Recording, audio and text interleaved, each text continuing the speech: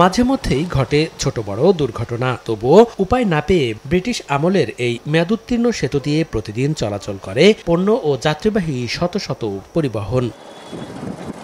2019 সালে 141 কোটি টাকা ব্যয়ে কুড়িগ্রাম সোনাহাট সড়কের পাটেশ্বরী এলাকায় দুধকুমার নদের উপর 655 মিটার দীর্ঘ সেতুর নির্মাণ কাজ শুরু হয়। চুক্তি অনুযায়ী 2021 সালে শেষ হওয়ার কথা থাকলেও 3 দফায় মেয়াদ বাড়িয়ে শেষ হয়েছে মাত্র 65% কাজ। 7 বছরেও ব্রিজ চালু না হওয়ায় ক্ষুব্ধ জেলাবাসী। জীবনের ঝুঁকি নিয়ে 366 মিটার দীর্ঘ সেতুতে চলছে যানবাহন। ওটাতে কোনো গাড়ি ঘোড়া যাইতে পারতেছে না, তাও এই ব্রিজের কাজটা দূরত্ব হইতে আছে না। রাস্তায় চলা তো বিশেষ সমস্যা হয়।